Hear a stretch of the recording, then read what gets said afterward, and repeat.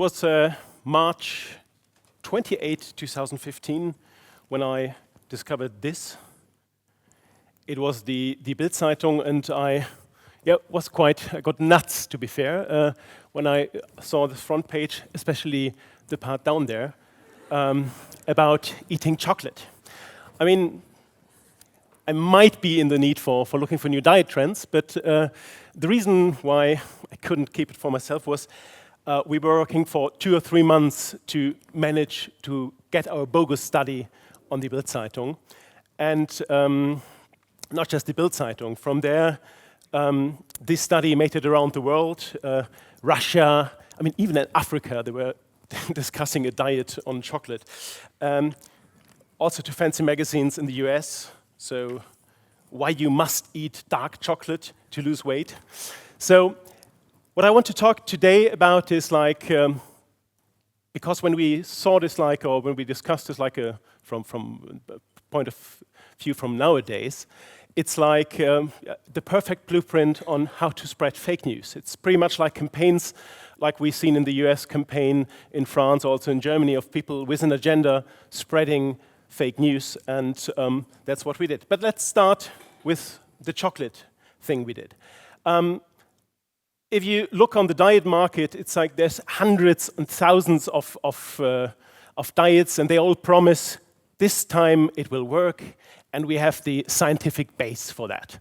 And so they're promising you nothing can go wrong, and if it goes wrong, it's all your fault, because we underlie it with scientific proof.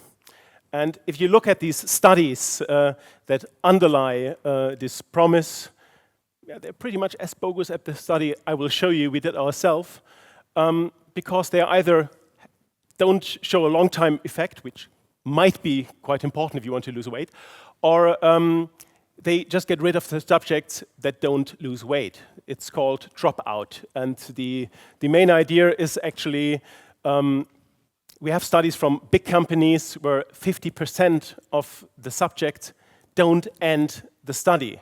And it's pretty much not the people who are actually losing weight that stopped doing a diet. It's pretty much the ones that where it doesn't work. So it's quite a perfect way of dealing that, because you get rid of all the people that don't make your point, and you just have a footnote at the end and saying, yeah, well, we have 50% that dropped out, so we can't use the data, and it will never appear in the press release, and of course not in media.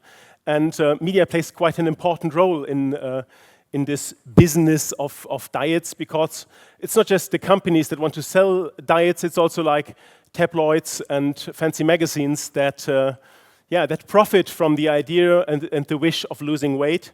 And so it wasn't that hard for us to get into the market, and we decided, let's try and let's expose this model. And so we started to do our own scientific challenge, and we started to do our own study.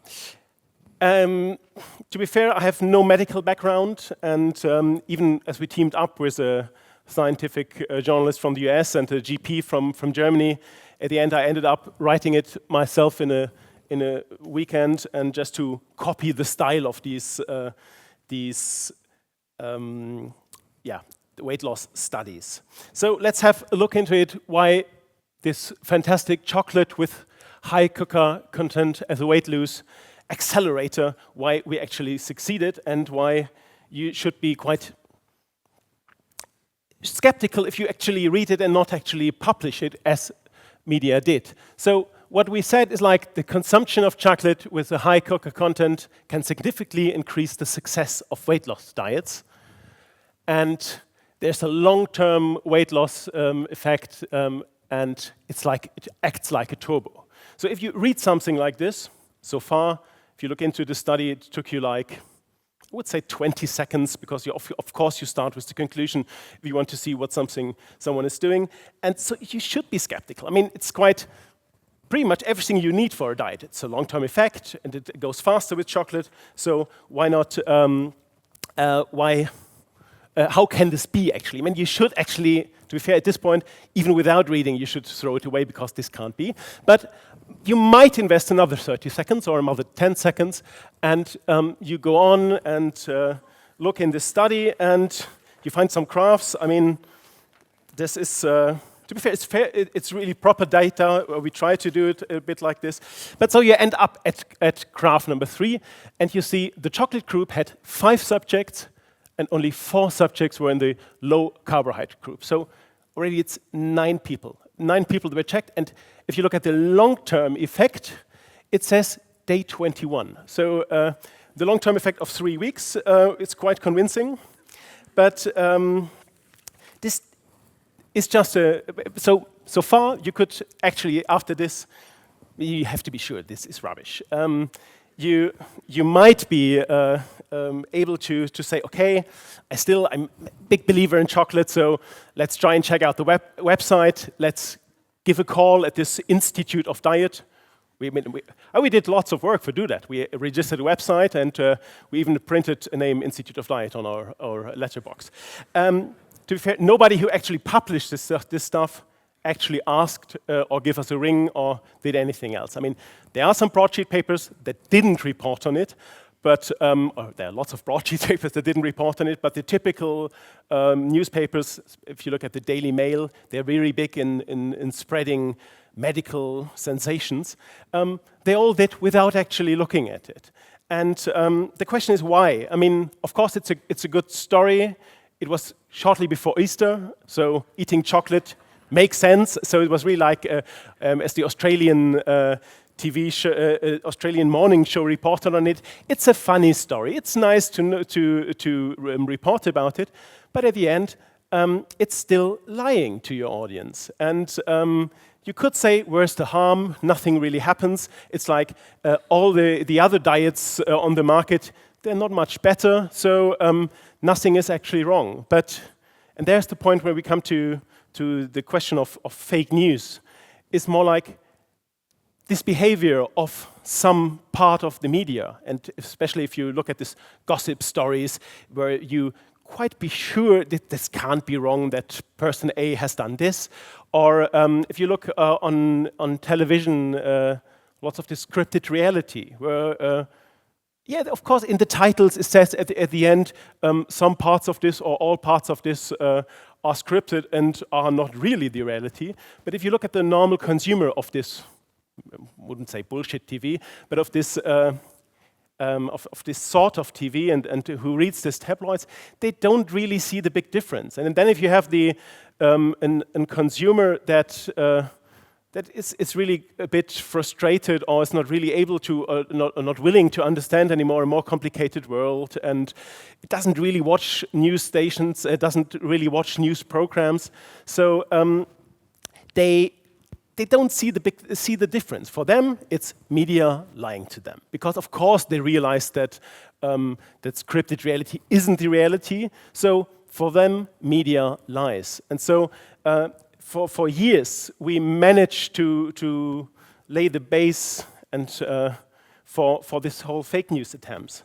So the whole problem actually grows and goes a bit deeper if you look at how news is consumed today in your Facebook feed, and where you not really see the sources. And so you've got a clientele of people who actually don't see that truth has a value for itself, because they are really educated by media that it doesn't really matter. If it could be true, why not broadcast it? Why not script something? It's even better than the truth. And so they feel quite the right to do the same. So let's have a look again at this chocolate study. And so we did pretty much the same thing as people with an agenda do spreading fake news. We had an agenda. We want to expose tabloids that they shouldn't, that they don't do their research. We got multipliers because we got these in the newspapers, and so we received a maximum audience. And that's pretty much what you do if you have an agenda. I mean, we say you are a dictator-like person, you don't like homosexuality, you don't like Western democracy, you like to invade in peninsulas, especially when they are in the Black Sea. So your agenda might be you want to destabilize Western societies. So what you do is using these kind of people that are willing to spread this fake stuff, and you get a maximum impact. And that's what we have seen in the US, but that's what we have also seen in the French election, and in what we see or have seen in the past in Germany. And it's quite interesting what we see in the next months in the German election. So what can we do about this? And of course, we have to take care about it, because I mean, information is the base of our democracy. If we don't decide and differentiate between truths and could be truths, or I want this to be truths, it's a total disaster. And it's not so easy actually to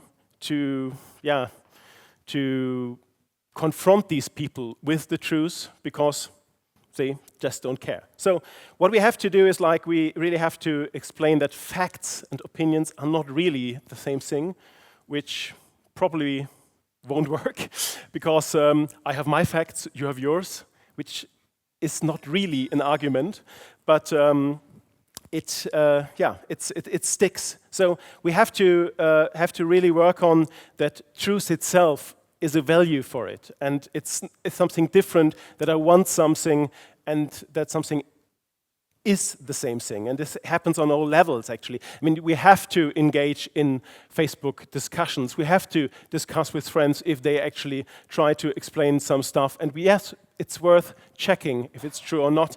And of course, I mean, for our leaders in the world, it doesn't matter what color their houses have they live in. We have to confront them, and we have to keep them honest, and have to keep them real. So yeah, this might help or not, but it's also quite important to keep in mind we are talking about a minority. I mean, it's really a loud minority, and that are spreading this stuff with help of other technical issues. But at the end, we have to take care that these guys don't win. Cheers.